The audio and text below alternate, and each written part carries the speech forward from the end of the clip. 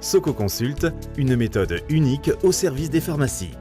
Bonjour, Bernard Soccodato, co-gérant du cabinet Soco Consult et de pharmacie.consulting. La vidéo de la semaine a pour thème le recrutement en pharmacie. Alors, le recrutement en pharmacie est souvent, et très souvent, totalement intuitif. Pourquoi? Parce que souvent les pharmaciens n'ont pas été vraiment formés au recrutement, ni sur les bancs de la fac, ni même souvent après. Donc, ils ont toute leur vie, là aussi encore une fois, recruté un petit peu comme ils le sentaient, j'oserais dire. Et pourtant, il existe des techniques et des méthodes qui permettent de verrouiller, d'assurer le plus possible le bon choix, j'oserais dire. C'est d'ailleurs se donner tous les éléments et toutes les armes nécessaires pour bien définir véritablement à qui on a affaire. On entend souvent beaucoup de confrères qui disent que, j'avais très peu de CV et en réalité, sur les 3 CV que j'avais, j'ai pris le moins mauvais des 3. En réalité, on ne peut pas fonctionner comme ça. C'est trop dangereux pour un chef d'entreprise. Ça fait des années que nous nous sommes constitués une équipe fédérée, impliquée, mobilisée, relativement de façon forte, bien sûr.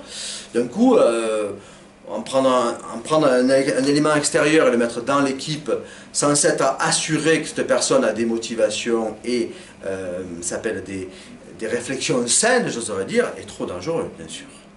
Comme on entend souvent, là aussi, dans un fruitier, c'est toujours le fruit pourri qui contamine les fruits sains, et rarement les fruits sains qui assainissent le fruit pourri. Ça fonctionne comme ça, malheureusement. Donc il est nécessaire de ne pas se tromper. Pour ne pas se tromper, donc le premier combat qui est à mener, déjà, c'est avoir le choix.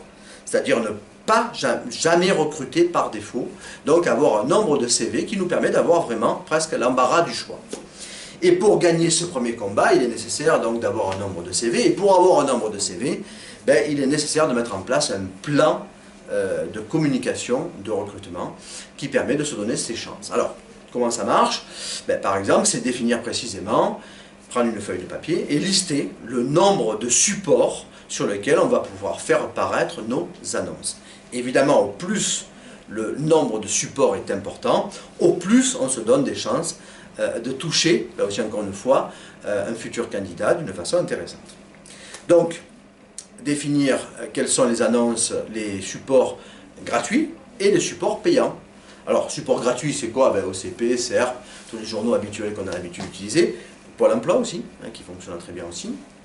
Et puis bien sûr, ensuite, sur les sites internet, voir les sites les plus dynamiques, et puis même s'ils sont payants, évaluer véritablement ce que ça peut coûter. Mais bon, ne pas trop lésigner sur ça, parce que je pense qu'il est important, bien sûr, de se donner toutes les chances. Une fois qu'on a défini une liste de supports suffisamment importante, alors, c'est pas que 1 ou 2, c'est 3, 4, 5, 6, 7 supports, là, ensuite, on va pouvoir faire apparaître nos différentes annonces. Et dans les annonces, on a 2 types d'annonces. On a des annonces qui vont être faites à écrire, c'est-à-dire où le futur candidat va nous envoyer un CV, une lettre de motivation, nous expliquant qui il est et ce qu'il veut. Et puis un autre type d'annonces, qui sont plus des annonces à téléphoner, c'est-à-dire des annonces sur lesquelles, comme on a une catégorie de candidats qui ne sont pas très courageux, qui n'ont pas trop envie d'envoyer des CV ou quoi que ce soit, eux ils préfèrent directement décrocher leur téléphone et avoir le titulaire en ligne.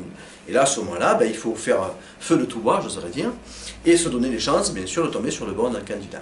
Et là, on va demander à téléphoner à tel numéro, de façon à ce qu'on puisse avoir ces gens. Alors, au téléphone, bien sûr, on ne fait pas d'entretien de recrutement.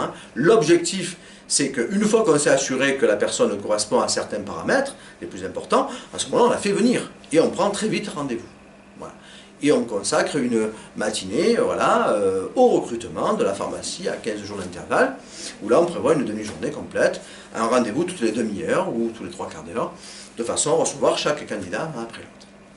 Une fois qu'on a mis en place une stratégie de communication, là on s'est donné en tout cas toutes les chances pour avoir le maximum de CV. Et une fois qu'on a le maximum de CV plus un maximum de rendez-vous téléphoniques, à ce moment-là, on se donne toutes les chances, bien sûr, de faire le bon recrutement. Deuxième phase, nous rentrons dans l'entretien de recrutement, là aussi encore une fois, correspondant bien sûr à tout ça. Ça fait partie bien sûr d'une vidéo prochaine, là aussi encore une fois, sur laquelle bien sûr je vous attends. En tout cas, en attendant, merci de votre attention. N'oubliez pas de consulter pharmacie.consulting, là aussi encore une fois, pour qu'on puisse répondre à toutes vos questions. Merci.